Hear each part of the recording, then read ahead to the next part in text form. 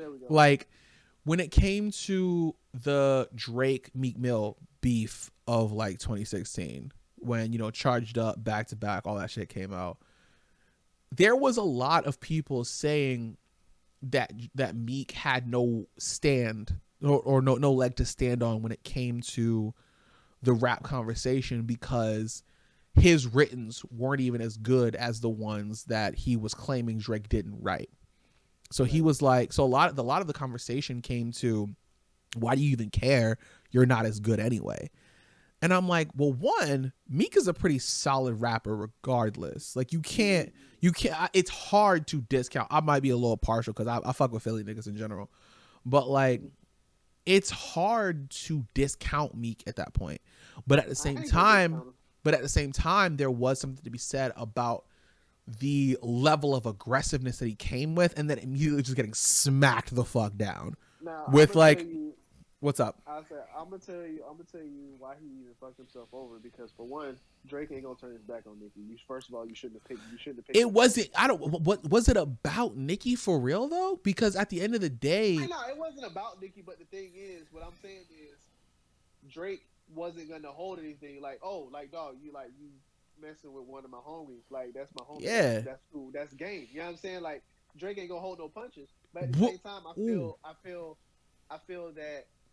Some people say Nicki played a part. Me personally, I don't think Nicki played a part. Well, because they ended up getting what? Divorced. They were married. Were they married? Were they married or were they? No, they weren't. Yeah, they weren't married.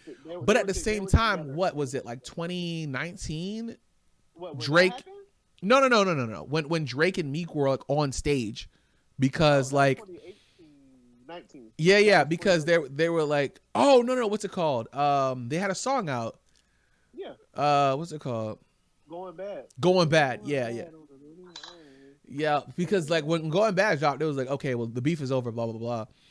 But like I said all that to say, there were a lot of people whose main point in that beef was that Meek shouldn't have even said anything, because lyrically, that's what I was about to say. He shouldn't have said nothing, because you're kind of in a bad spot to say anything, because for one, you're drunk. You shouldn't have been on. You shouldn't have someone should have took that nigga phone. Right. Someone should have took his phone for real. First of all, you were drunk. You shouldn't have been on Twitter. Nicki told you about that shit, and you still went on Twitter anyways. And then two, you're like, don't look. You're messing with the artist that's basically untouchable, regardless if you're a better rapper than him or not. You know right, because at the end of the day, the court of whatever, like the deciding factor in that beef is not lyricism, it's public perception. There it is. And I tell people this all the time with that whole quote unquote beef, because in my opinion, I don't think it's beef. It wasn't beef. It was Meek Mill tweeted Drake released the album, released a mix, not even mixtape, released a track, and then Meek tweeted again, and then he released another track, and then it was like, oh well, I guess I'm done. Right, and I'm just like, because did Meek even respond lyrically? I don't think he did. You respond? No, I got you. I'm about to sing it to you right now. I told you now. I know my music. Look, now the thing is, I remember hearing Charged Up the first time, and I was like, damn, that shit crazy.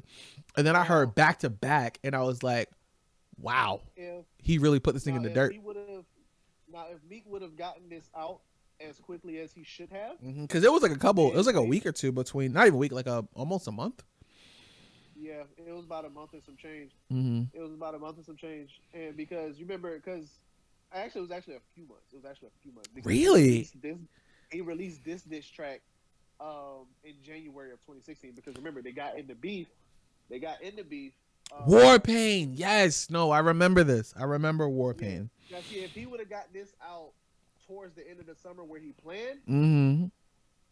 Well, I mean, where he should have gotten it out, because the summertime is when he released Back to Back and Charged Up. Now, if he would have gotten War Pain out in the same speed, then they can go back and forth. Yeah, because they can the tempo at which Drake struck back verbally, like not on Twitter, but like the strength, like the speed at which he was like, here's a whole song that y'all can play in the club.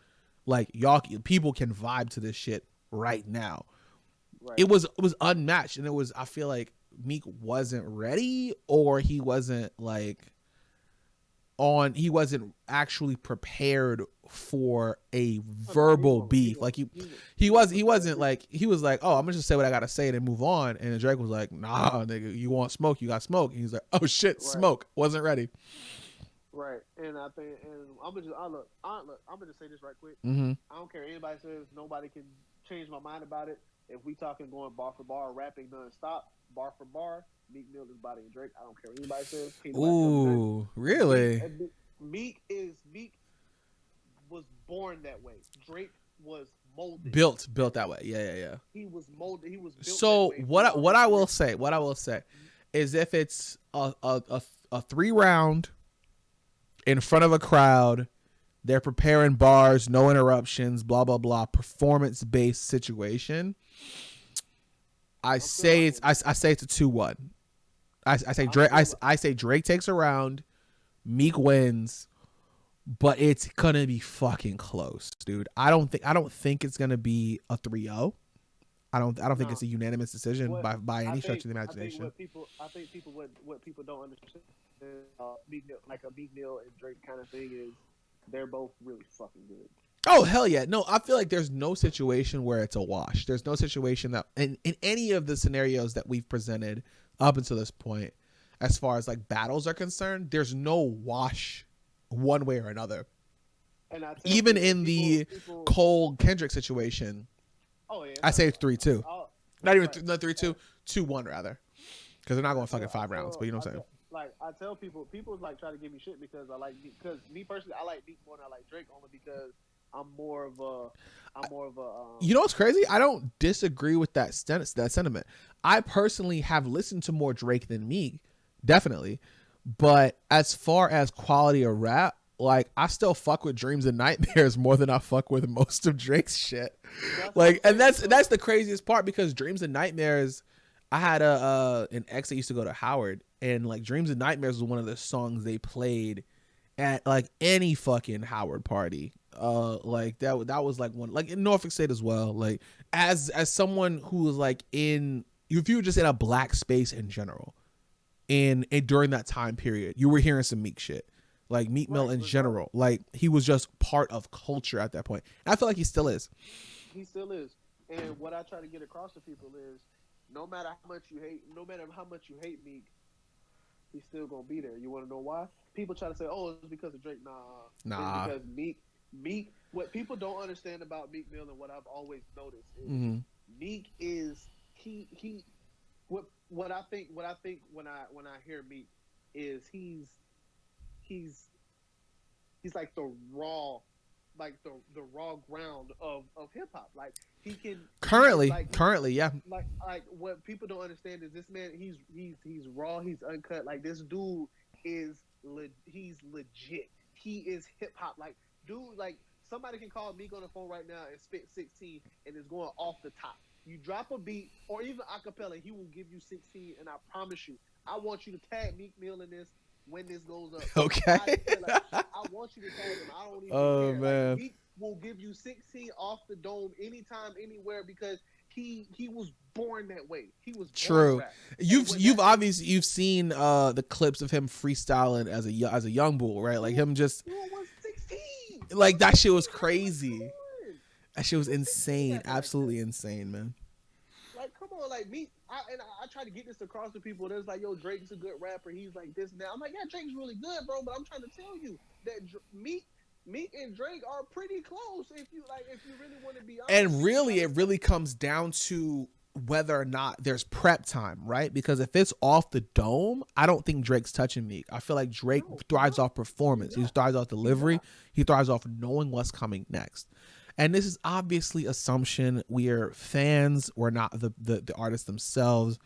This isn't to assume that we know the inner workings of their minds and shit like that. So anyone who's like in the comments like, well, how do you fucking know? Fuck you, first of all. Second of all,